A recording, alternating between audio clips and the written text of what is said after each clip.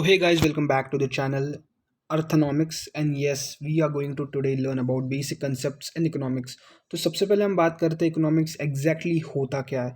Economics एक social science है। हमें तो पता है कि डेफिनेटली दो तरीके के साइंस होते हैं। एक होती है नेचुरल साइंस जो आप यहाँ पे देख सकते हो, और एक तरीके का होता है सोशल साइंस। सोशल साइंस का पार्ट है इकोनॉमिक्स। नेचुरल साइंस क्या है? Natural science are one whose laws are universally acceptable and their validity can be tested in laboratory under controlled conditions। यानी इससे क्या पता चलता है हमें कि यार जो इंपॉर्टेंट चीज़ें हैं कि ये जो लॉ है, फॉर एग्जांपल अगर आप फिजिक्स का देखोगे तो E is equal to M C square already derived equation है। लेकिन वेर एज सोशल साइंस क्या है? इज कॉल्ड एब्स्ट्रैक्ट और behavioural science because it is related to the study of some और the other aspects of human behaviour. तो economics भी human behaviour को study करता है। और तो और ये सिर्फ ह्यूमन बिहेवियर का स्टडी नहीं, ये मैनेजमेंट ऑफ हाउस होल्ड है। अगर आपको डिफरेंस पूछा, ये क्वेश्चन आ सकता है, ध्यान दीजिए, नेचुरल साइंस और सोशल साइंस के बीच का डिफरेंस क्या है। तो नेचुरल साइंस वो है जिसके लॉज परमानेंटली एक्वायर्ड और यूनिवर्सली ये एक्सेप्टेबल है। For example E is equal to M C square, और आप एग्जांपल में दे सकते हो मैथमेटिक्स, फिजिक्स, केमिस्ट्री, क्योंकि ये सारे फॉर्मूलेज है। लेकिन अगर हम सोशल साइंस की बात करें तो उसमें कुछ ना कुछ स्टेटमेंट्स है, जो statements whether it could be right whether it could be wrong, because हमें जानना ये ज़रूरी है कि एग्जैक्टली क्या कहना चाहते हैं वो। तो अगर सोशल साइंस का लिखना है तो इट्स अ बिहेवियरल साइंस। इसका एग्जाम्पल हम दे सकते हैं साइकोलॉजी, सोशियोलॉजी, और तो और कई सारे एग्जाम्पल्स हैं। आप इकोनॉमिक्स भी लिख सकते हो। अगले टॉपिक की ओर मूव करते हैं, meaning of economics. Economics is a social science. Yes, the Greek origin of the term economics lies in the Greek word oikonomia। मैंने क्या कहा? oikonomia, ये याद रखिए। अगर पूछा कि from where does the word economics is derived from, तो आपको लिख के आना चाहिए कि yes, the word economia which means management of household, और ये ग्रीक वर्ड है, आपको याद रखना चाहिए। ये इकोनॉमिक्स एग्जैक्टली कहना क्या चाहता है? Economics is refer to as queen of social sciences by Paul Samuelson. तो यार ये बड़े बड़े इकोनॉमिस्ट हैं, इनके बारे में और इन्होंने क्या क्या कहा है और क्या क्या एस्पेक्ट्स दिए ह्यूमन बिहेवियर से रिलेटेड, ये सारी चीज़ें हमें बताई दी है। तो यार one of the greatest economics जो हमें देखने को मिले हैं वो है अर्थशास्त्र के राइटर। जी हाँ, जिन्होंने इकोनॉमिक्स को अलग लेवल पे ले गया। जी मैं बात कर रहा हूँ चाणक्य। कौटिल्य भी कहा जाता है ना, कौटिल्यज व्यूज ऑन इकोनॉमिक्स। तो देखते कौटिल्य जी ने क्या कहा। Artha means wealth and Shastra means science. Arthashastra implies the science of acquiring, managing wealth. Essentially, अर्थशास्त्र treaty on political economy in its broadcast sense। तो मोस्टली अगर हम कौटिल्य जी के व्यूज देखें, चाणक्य जी के व्यूज देखें, तो उन्होंने एज इकोनॉमिक्स को गवर्नमेंट के लिए ग्रो करने के लिए देखा, उन्होंने स्टेट के वेलफेयर के लिए देखा। उन्होंने मोस्टली एक पॉलिटिकल सिनेरियो में इकोनॉमिक्स को हमेशा आजमाया है, और तो और पॉलिटिकल आइडियाज़ को अर्थशास्त्र के हिसाब से उन्होंने बनाया। और अर्थशास्त्र जो बुक है आपको मिल जाएगी कहीं पे भी। और Kautilya was a great statesman, philosopher, economist and royal adviser during the Mauryan period. He is also known by the name Chanakya. और Vishnugupta Kautilya authored the ancient Indian political treatise the Arthashastra. तो अर्थशास्त्र से बहुत कुछ देखने को मिलता है, और अगर आप की पॉइंट्स ध्यान से पढ़ोगे तो मोस्टली वो सारे की पॉइंट्स पॉलिटिकल आइडियाज़ के ऊपर ज़्यादा बेस्ड है। वो अर्थशास्त्र जो चाणक्य जी ने लिखे वो मोस्टली उस पर ज़्यादा बेस्ट है। तो अभी हम जानते हैं definition of economics Adam Smith के द्वारा। तो सबसे पहली चीज़ बात है कि well oriented definition of economics इन्होंने ही दिया है, और इन्हें फादर ऑफ इकोनॉमिक्स भी बोला जाता है। इन्होंने बुक जो लिखी है आपको वो याद रखनी है। इनका बहुत बड़ा हिस्सा है यार इकोनॉमिक्स के इसमें। और इनकी बुक है वेल्थ ऑफ नेशंस, राइट। आपको ये चीज़ ध्यान रखनी कि इन्होंने डेफिनेशन इकोनॉमिक्स का बड़ा ही सिंपल दिया है, और वो दिया है science of wealth. Adam Smith defines economics as a science of wealth. और ये ज़्यादा ज़रूरी है कि वो क्या कहते हैं और उनके हिसाब से क्या है। पहले तो हमने देखा कि यार चाणक्य गवर्नमेंट का इंटरफेशन और पॉलिटिकल आइडियाज़ के नेशन के हिसाब से ला रहे थे चाणक्य। लेकिन अगर हम एडम स्मिथ को देखें तो वो कहते हैं कि यार non-intervention of the government, capital and wealth accumulation, nature's law in economic affairs, division of labor as an aspects of growth theory. तो ये चीज़ इंपॉर्टेंट है जानना कि वो एग्जैक्टली क्या कहना चाहते हैं। वो नहीं चाहते कि गवर्नमेंट इसमें कुछ ऐसा कुछ डाले। वो उल्टा कैपिटल और वेल्थ अक्यूमुलेशन में ज़्यादा बिलीव करते हैं, और तो और ये इकोनॉमिक अफेयर्स में नेचर्स के लॉ भी अप्लाइड है। मतलब ये इनडायरेक्टली कहना चाहते हैं कि यार जो नेचुरल साइंसेस है वो भी इनडायरेक्टली इकोनॉमिक्स में अप्लाई की जानी चाहिए। Division of labour as an expect of growing theory, ये भी उन्होंने बहुत सही कहा है कि लेबर डिवीजन भी सही तरीके से होना चाहिए। अगले आते हैं professor Alfred marshals welfare oriented definition of economics. तो इनकी बुक हमें याद रखनी है, principles of economic, which was published in 1890। सबसे पहले तो इन्होंने मैनकाइंड और इकोनॉमिक्स को और एक ऑर्डिनरी इंसान की लाइफ को एक साथ कंपेयर किया. Economics is a study of mankind in the ordinary business of life. It examines that part of an individual and social action which is closely connected with the attainment and use of material require request of well being. सबसे पहले यार ये बात अलग हो गई, लेकिन हमने उनके की पॉइंट्स को अगर ध्यान से पढ़ा तो आपको पता चलेगा कि वो नॉर्मल इंसानों की study of an ordinary man. Number one हमें बहुत इंपॉर्टेंट याद रखना है. नंबर टू याद रखना है, economics is a behavioural science, मतलब ये बिहेवियर को जज करती है. एक तो तीसरी चीज़, स्टडी ऑफ मटेरियल वेलफेयर, ये बहुत इंपॉर्टेंट है, ये पॉइंट बहुत ज़्यादा इंपॉर्टेंट है. और उन्होंने ये भी कहा है कि economics is not just simply study of wealth. पैसों की ये बात नहीं है, वेल्थ अक्यूमुलेशन की बात नहीं है. एक नॉर्मल ऑर्डिनरी मैन, उसका जो बिहेवियर है साइंस को लेके, मटेरियल को लेके, उस वेल्थ को लेके, वो ज़्यादा ज़रूरी. तो अगर उनका स्टेटमेंट हम वापस एक बार पढ़े तो ध्यान से देखोगे तो economics is a study of mankind in the ordinary business of life. It examines that part of an individual and social action which is closely connected with the attainment and use of material request of well-being. समझ रहा है धीरे धीरे? चलिए कोई नहीं, आगे बढ़ते. हाँ कहेंगे. उसके बाद Lionel Robins scarcity oriented definition of economics. एक बार हम लियोनल को जान लेते हैं ठीक से. This is the most popular definition of economic. Robins in his book entitled An Essay on Nature and Significance of Economic Science. याद रखना बुक इनकी बहुत ज़्यादा ज़रूरी है, हर एक की बुक का नाम आपको जानना. उसके बाद आता है published in 1932 mentions about scarcity oriented definitions of economics. Economics is a science which studies human behavior as a relation between ends and scarce means which have alternative uses. अगर हम ध्यान से पढ़ेंगे उनके की पॉइंट्स, तो वॉन्ट्स आर अनलिमिटेड. तो भाई हमें पता है हमारे वॉन्ट्स बहुत ज़्यादा है, वॉन्ट्स बढ़ते ही जाते हैं. दूसरा मीन्स आर कंपेरेटिवली लिमिटेड. यार लिमिटेड मीन्स है हम सबके, राइट. हमें चाहिए भाई, हमें चाहिए 100 रुपये की कुल्फ़ी, लेकिन भाई हमारे पास 10 रुपये, लेकिन लिमिटेड है ना 10 रुपये. अगर आप 10 को 100 में कन्वर्ट करोगे तो टाइम लगेगा, तब तक कुल्फ़ी पिघल जाएगी. या दिमाग लगाइए. Wants are gradable on the basis of priority. सबकी प्रायोरिटी होती है अलग अलग वॉन्ट्स के ऊपर. और मीन्स ऑफ अल्टरनेटिव यूजेस, हर एक मीन्स का यूज़ अल्टरनेटिव होता है. अगर आप एक ही मीन पे लगे हुए कोई फ़ायदा नहीं है, राइट. डिड यू नो ज़्यादा एग्जाम में पूछा नहीं जाता, लेकिन हाँ आप पढ़ सकते हो. उसके बाद हम जानेंगे ब्रांचेस ऑफ इकोनॉमिक्स. तो गाइस ये इंपॉर्टेंट पार्ट है. पहले तो हमें कुछ इकोनॉमिस्ट के बारे में दिखाया गया, इकोनॉमिस्ट के थ्योरी के, इकोनॉमिस्ट के विजन्स के बारे में बताया गया. लेकिन सबसे इंपॉर्टेंट ये चीज़ है ब्रांचेस ऑफ इकोनॉमिक्स, ये क्या कहती है और क्या नहीं कहती है. In 1933, Sir Ragnar French coined the terms macroeconomics and macroeconomics.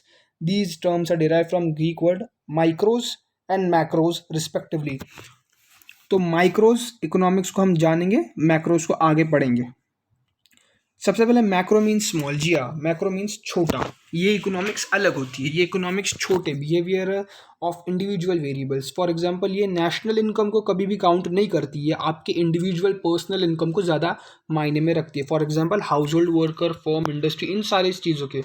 अगर हम Kenneth Boulding definition of micro economics देखेंगे तो माइक्रो इकोनॉमिक्स में आपको पता चलेगा कि study of particular firms, particular household, individual prices, wages, incomes, individual industries, particular commodities.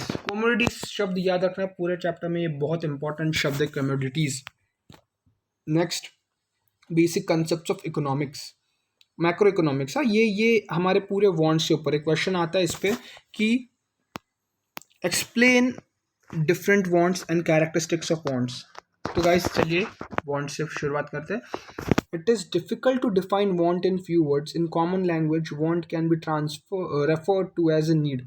तो हम सबकी अलग अलग नीड होती है. किसी को बाइक चाहिए, किसी को यार हर एक एज के डिफरेंट नीड होती है. तो सबसे पहले this feeling animals individual to satisfy his wants. Human wants have grown in number for two basic reasons. Desire for better living due to interventions and innovations. तो भाई बहुत ज़्यादा डेवलपमेंट है, बहुत सारी चीज़ें बदल रही है. And rise in population. Population control तो होता नहीं है इंडिया से, बहुत ज़्यादा पॉपुलेशन है, उसके बाद इतना सारा डेवलपमेंट है. तो इंपॉर्टेंट है जानना. Wants are unlimited. Wants not only arise again and again but they are multiplying. तो ये ज़्यादा ईजी कंसेप्ट है, मैं आपको शॉर्ट में बहुत जल्दी समझाऊंगा और आप समझ भी जाओगे और आपको लिखने आना चाहिए. Wants unlimited. सबसे पहले बात, वॉन्ट्स अनलिमिटेड है क्योंकि हमारा एक वॉन्ट खत्म होता है. हमने बाइक ली तो कल हमें कोई कार लेनी है, कल कार ली तो कल हमें कोई मर्सिडीज़ नई कार लेनी है, और उसके बाद कोई कल कार ली तो उसके बाद हमें लेनी है भाई BMW लेनी है. ऐसे ऐसे होती है यार, सबकी वॉन्ट्स अलग होती है. Wants are recurring. Several wants हमेशा ह्यूमन नेचर में हमेशा आते रहते हैं अगेन एंड अगेन, और कुछ ओकेजनली भी आते हैं. ये शब्द याद रखना, occasionally. Next, wants differ with age. किसी एज में आपको किताबें चाहिए, किसी एज में आपको बाइक चाहिए, किसी एज में आपको खिलौने चाहिए. Wants differ with gender, man और फीमेल के वांट्स अलग होते हैं, वांट्स विद प्रेफरेंसेस, किसी के टेस्ट, किसी को खट्टा पसंद है, किसी को मीठा पसंद है, किसी को शर्ट पसंद है, किसी को पैंट पसंद है, किसी को शूज़ पसंद है, किसी को सॉक्स पसंद है, सबकी अपनी अलग अलग भावनाएं होती है। Wants differ with season, season तो पता है यार, कोई भी बंदा यार समर के सीजन में हॉट वुल की बनी हुई जैकेट नहीं पहनेगा, चेंजेस के साथ सीजन्स के साथ सारे वांट्स बदलते हैं। और तो और wants differ due to culture differences, culture differences तो बहुत ज़्यादा है, और ड्रेसिंग स्टाइल, फूड रिलेटेड सारी चीज़ें बदल जाती है। तो यार ये सारी चीज़ें इंपॉर्टेंट है। क्लासिफिकेशन ऑफ वांट्स में कहूँगा तो इकोनॉमिक और नॉन इकोनॉमिक। इकोनॉमिक वांट्स वो आते हैं जिसमें आपको मॉनिटरी ट्रांजेक्शन इन्वॉल्व रहता है। फॉर एग्जाम्पल फूड, मेडिसिन, इनको इनके फूड खरीदने के लिए आपको पैसे पैसे आपको लिटरली पे करने रहते हैं, राइट। आपको पैसे पे करने रहते हैं और तब जाके आपको कोई पर्टिकुलर चीज़ मिलती है। अब नॉन इकोनॉमिक वांट्स क्या रहते हैं, इनमें कोई मॉनिटरी ट्रांजैक्शन नहीं रहता, आपको हवा के लिए पैसे देने नहीं लगते, आपको सनशाइन के लिए पैसे देने नहीं लगते। सो ये होते हैं मॉनिटरी वांट जिसमें इन्वॉल्व नहीं हो, उसे कहते हैं नॉन इकोनॉमिक। जिसमें इकोनॉमिक वांट हो, जिसमें मॉनिटरी ट्रांजैक्शंस इन्वॉल्व हो, उसे कहते हैं इकोनॉमिक। इकोनॉमिक यानी पैसे देने, नॉन इकोनॉमिक मतलब पैसे नहीं देने, मॉनिटरिंग ट्रांजैक्शन है नहीं उसमें। तो आप एयर, सनशाइन लिख सकते हो नॉन इकोनॉमिक में, और इकोनॉमिक में आप लिख सकते हो फूड, मेडिसिन एक्सेट्रा एक्सेट्रा, जिस भी चीज़ के लिए आप पे करते हो। और जिस चीज़ के लिए आप पे नहीं करते हो वो नॉन इकोनॉमिक में आएगा। Individual wants and collective wants, तो भाई पर्सनल और individual wants to refer to those wants which are satisfied at individual level, right. आप समझते हो, ये एक इंडिविजुअल लेवल का वांट है। फॉर एग्जाम्पल यार मैं अपनी क्रिकेट बैट को यूज कर रहा हूँ खेलते वक्त, so it's a individual want. लेकिन कलेक्टिव वांट क्या है, जहाँ पे आप कलेक्टिव सेटिस्फैक्शन, आप एक टीम के साथ एक साथ एक बस में ट्रैवल कर रहे हो, आपकी क्रिकेट टीम है पूरी, उसके साथ बस में ट्रैवल कर रहे हो, वो होते कलेक्टिव वांट जो आपको कलेक्टिव सेटिस्फैक्शन देते। पर्सनल वांट जो आपको पर्सनल सेटिस्फैक्शन देते, कलेक्टिव वांट्स आपको एक साथ सेटिस्फैक्शन देते। Necessities, comforts and luxuries, necessities तो भाई सबको चाहिए, घर, दौलत, पैसा, फूड, शेल्टर, हेल्थ, ये नेसेसिटीज हो गई। कंफर्ट्स क्या हो गया, वॉशिंग मशीन, एसी, कार, ये सब कंफर्ट हो गया। और लग्जरीज क्या हो गया, लग्जरीज में भी आप लिख सकते हो एसी कार, और एसी कार कंफर्ट्स में भी लिख सकते हो, लग्जरीज में वेल फर्निश्ड हाउस लिख सकते हो, लग्जरीज में पैसे लिख सकते हो यार, वेल्थ इज एवरीथिंग यार, gods and goods and services, these are the popular terms of economics. Anything which satisfy humans wants is goods, or for example chalk use by teacher. और तो और सर्विस क्या है, सर्विस कोई ऐसा want नहीं है जो आपको पर्टिकुलरली दिखता है, लेकिन हाँ वो एक काइंड ऑफ मटेरियल एग्जिस्टेंस तो है नहीं, लेकिन वो ऐसी चीज़ है जो पर्टिकुलरली आपको दे सकते हैं in behaviour. For example teacher uses chalk, right right, but teachings is offered by teacher, uses, teaching, ये दोनों हो गए हमारे सर्विसेज।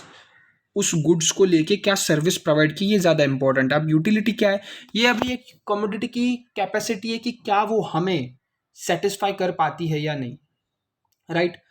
ह्यूमन वांट्स और want satisfying power of community is called utility. ये हमारे यूटिलिटी या हमारे जो सेटिस्फैक्शन है उसे दे पाती है कि नहीं, ये ज़्यादा इसका मतलब है।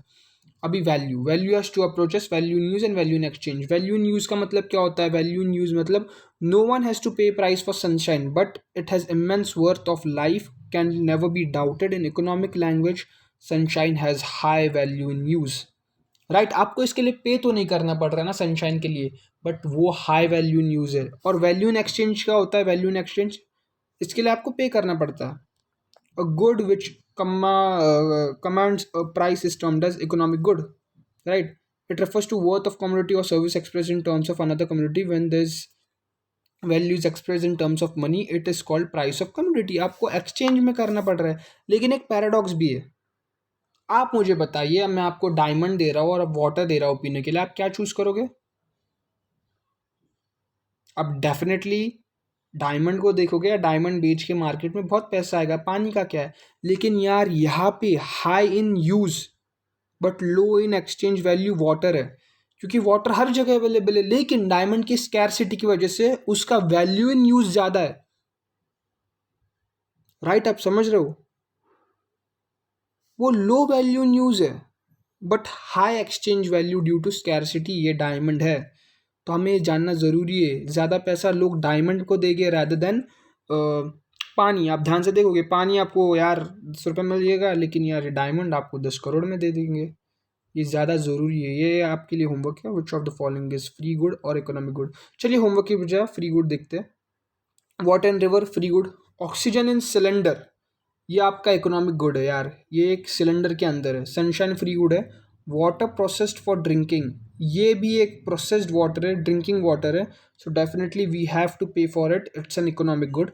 और air is free good, definitely यार। चलो भाई, चलो हम अभी आ रहे हैं नेक्स्ट पार्ट पे, which is point number 5, wealth.